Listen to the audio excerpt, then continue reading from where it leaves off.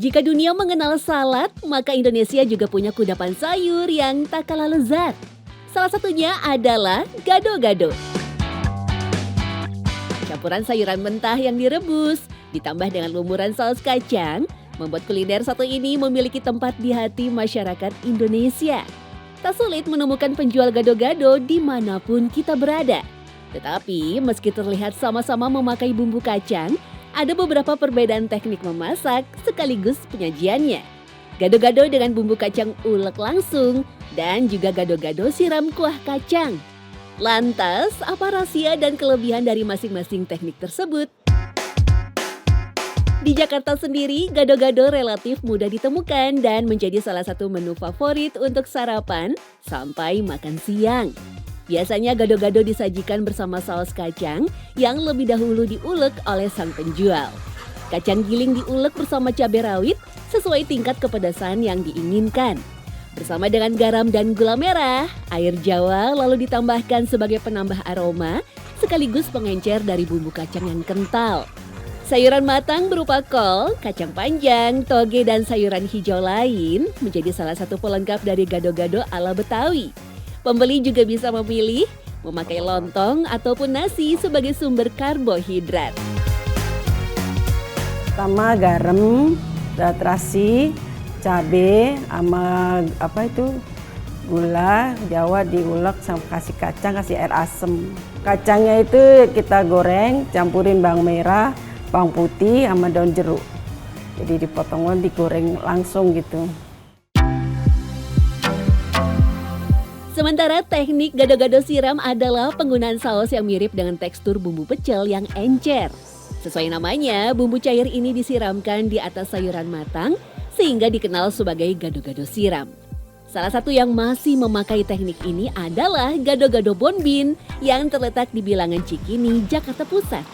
Tak jauh dari stasiun, rumah makan yang telah berdiri sejak tahun 60-an menjadi salah satu yang memakai kuah siram untuk saus gado-gadonya. Tak hanya sekedar perbedaan tekstur, rasa dari saus gado-gado siram memang cenderung lebih gurih yang bercampur dengan rasa manis sekaligus asam. Sepintas terlihat sederhana dan cepat dalam penyajian, ternyata butuh trik khusus untuk membuat saus kacang tersebut. Hadi selaku pemilik menyebut, kacang goreng terlebih dahulu dikupas kulit arinya, baru kemudian dihaluskan. Bumbu halus seperti bawang merah dan putih, cabai merah besar, kencur ditumis untuk kemudian ditambahkan selai kacangnya. Tak lupa kecap manis dan cuka aren sebagai penyeimbang rasa.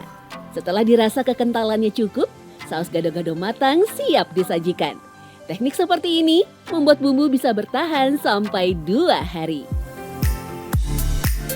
Kan dimasak kita sampai keluar minyak. Jadi sama seperti kayak orang bilang kayak bumbu sate gitu. Sampai keluar minyak kita punya itu dimasak.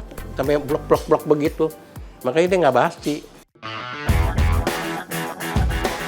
Sementara untuk isiannya, Hadi biasa memilih bayam sebagai sayuran hijaunya. Penyajian seperti inilah yang telah bertahan selama 64 tahun gado-gado Bonbin berdiri. Boleh bilang sayuran sih kurang lebih sama ya. Toge, engkol, kacang panjang, ada bayam gitu. Terus ketimun. Terus kalau kita boleh bilang isinya nggak terlalu ribet gitu, cuman ada kentang, tahu, telur udah. Itu standarnya gitu, ada kentang, ada tahu, ada telur. Kan kalau kayak gado-gado dulu kan pakai jagung, pakai nangka, pakai labu, pakai apa itu pare segala kita nggak ada. Emang dari dulu nggak ada.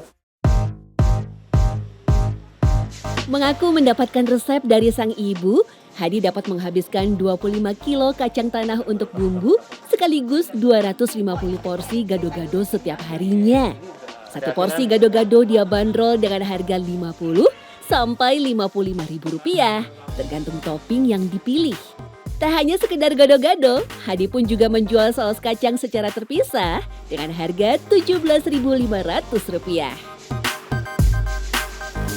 Ya setelah dicobain emang enak ya, dan tadi begitu aku lihat ternyata bumbunya itu kan disiram ya, bukan diulek kayak gado-gado yang pernah aku cobain sebelumnya. Jadi menurutku sih rasanya tuh lebih seger aja. Gado-gado yang menjadi kuliner khas Betawi dan juga sering disebut sebagai saladnya orang Indonesia ini merupakan kuliner serapan dari bangsa Portugis pada masa penjajahan. Dan gado-gado ini berasal dari kata gadu dalam bahasa Portugis yang artinya dicampur-campur. Tapi sebenarnya kuah gado-gado siram pun punya ragam rasa yang berbeda.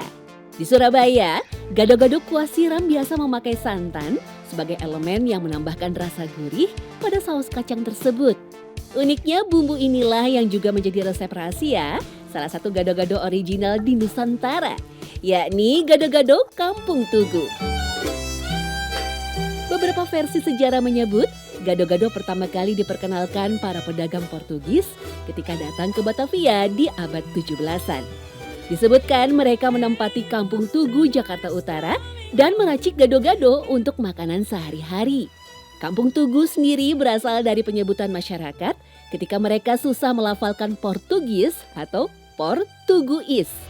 Sementara gado sendiri diyakini berasal dari bahasa Portugis yaitu gadu yang artinya makanan dicampur-campur. Jika biasanya gado-gado Betawi tidak memakai santan, gado-gado ala masyarakat Tugu justru menekankan santan pada kuahnya. Ya bedanya itu kalau gado-gado Tugu itu pakai santan. Bumbunya pun kita pakai bumbu bawang merah, bawang putih, ada kencur, ada serai, ada lengkoas, daun salam. Itu bumbu cabai. Nah bumbu itu kita giling sampai halus, habis itu kita tumis, baru masukin kacangnya, baru masukin santannya. Tuh, baru kita aduk pelan-pelan, nanti kasih air asam, gula merah, lebih lama. Karena kita nggak bisa pakai api besar, jadi nanti bumbunya bau angus. Jadi api kecil ya sambil diaduk-aduk gitu. Meski begitu, ada pula versi lain yang mengatakan bahwa orang Tionghoa lah yang mengenalkan gado-gado pada hasanah kuliner di Betawi. Kegemaran mereka akan pecel Jawa membuat warga Tionghoa menciptakan gado-gado sebagai bentuk modifikasi dari pecel. Masyarakat Belanda yang ada di Betawi saat itu pun sangat menyukai gado-gado. Bagi mereka yang terbiasa mengkonsumsi salad, tentu akan mudah menerima gado-gado dan pecel yang juga sama-sama sayuran. Lo melihat dari cerita yang terjadi dan teori-teori yang terjadi bahwa ini kemungkinan memang bisa jadi adalah masakan asli Portugis. Walaupun teori itu dibantah karena kacang itu sudah mulai masuk ke Indonesia itu sekitaran abad 9 Masehi. Gitu. Jadi ini teorinya menjadi sangat menarik karena banyak hal yang bisa kita gali dan kulik. Karena banyak sekali di Nusantara ini makanan yang mirip gado-gado. Ada 4 minimal yang mirip. Pecel, lotek, karedok, gado-gado. Tak cukup 2 versi, salah satu catatan sejarah juga menyebutkan bahwa gado-gado bermula dari penyerbuan Kesultanan Mataram ke Batavia yang dipimpin Sultan Agung. Kala itu mereka kehabisan pasokan bahan makanan utama, terutama beras. Pasalnya lumbung beras di sekitar Batavia dibakar habis oleh VOC. Gado dalam bahasa Jawa sendiri berarti memakan sesuatu tanpa nasi sebagai makanan pokok. Konon hal itulah yang melatar belakangi nama gado-gado di sayuran pasukan Mataram ini. Tetapi terlepas dari beberapa versi dan teknik memasak, hampir semua sepakat salad ala Indonesia ini tak hanya sekedar lezat, tetapi juga sehat. Kandungan serat dari berbagai jenis sayuran yang digunakan dapat membantu meningkatkan pencernaan, menjaga kesehatan usus, dan mengurangi resiko sembelit. Gado-gado sangat makanan sehat karena semuanya itu banyak gizi yang terkandung di dalam si sayurannya ini juga bagus banget. Ditambah juga kacangnya juga yang dipakai adalah minimal kacang tanah dan itu kacang tanah juga secara gizinya juga bagus banget.